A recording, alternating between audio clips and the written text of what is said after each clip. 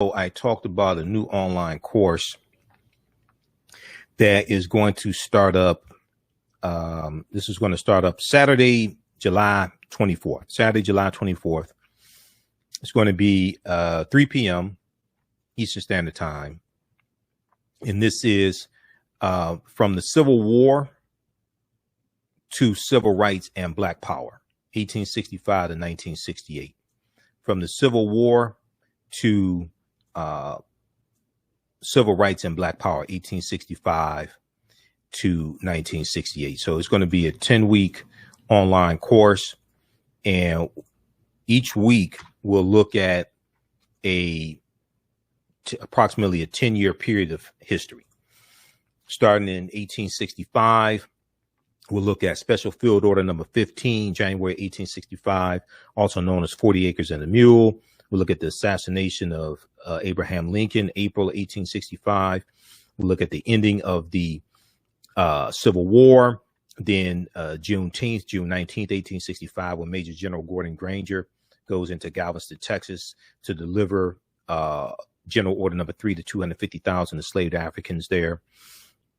We'll look at the 13th Amendment, December 1865, and then we'll look at this Reconstruction era, 1865 to 1877. What happens during Reconstruction, the advancements that African Americans are making in acquiring land. Then we'll look at the Compromise of 1877 that ends Reconstruction, and how land is being taken back and rights are being reversed, and obstacles are being put in the way of us voting. And we'll look at things like the Texas State Constitution of 1876 and the Mississippi State Constitution of 1890, where Judge Solomon Saladin Calhoun said that we are here to exclude the Negro. And the majority of people in Mississippi in 1890 were African Americans. And you had African Americans voting, just like in South Carolina. In South Carolina, the state legislature in South Carolina after the Civil War is majority African American men. So we're voting and things like this. And then you have this attack on all this, and this reversal after the compromise of 1877, which was a compromise. A lot of black conservatives don't want to tell you this. That was an agreement between the Republicans and the Democrats. See, a lot of black conservatives just want to talk about Democrats. You don't want to talk about how the Republican Party sold out African Americans, because the compromise of 1877, during the 1876 presidential election, neither Rutherford B. Hayes, the Republican candidate, or Samuel J. Tilden, the Democratic candidate, neither one had enough electoral college votes to become president. So the whole debate goes on for months after the 1876 presidential election. So they come to a compromise. The Republicans say, well, if you let Rutherford B. Hayes become president, we'll remove the Union troops out of the South. The Union troops in the South were protecting the rights of African Americans to a certain extent. The South wanted those troops removed so they can take back power. So the Republicans agreed to this. Democrats let Rutherford B. Hayes become president, and Rutherford B. Hayes, when he becomes president, removes the Union troops out of the South. This ushers in the Jim Crow era. And you see this reversal of rights and infringements on our rights, things like this. And then we see Plessy versus Ferguson, 1896, U.S. Supreme Court case. We see the grandfather clauses of 1898. Then we go into the 20th century. World War I, 1914 to 1918, Great Migration, 1915 to 1970, 6 million African Americans migrating out of the South, up north and out west. Is totally going to change this country. We see things like the Red Summer, 1919, where you had over 25 major race riots in this country. The Red Summer, 1919. You're going to see things like the Tulsa Race Massacre, 1921. This is all after World War I ends. The Tulsa Race Massacre, 1921. We see the formation of Negro History Week in 1926. Dr. Carter G. Woodson, who co-founds the Association for the Study of Negro Life and History, September 9th, 1915, during World War I. And 1915 is the 50th anniversary of the Civil War ending and the 13th Amendment.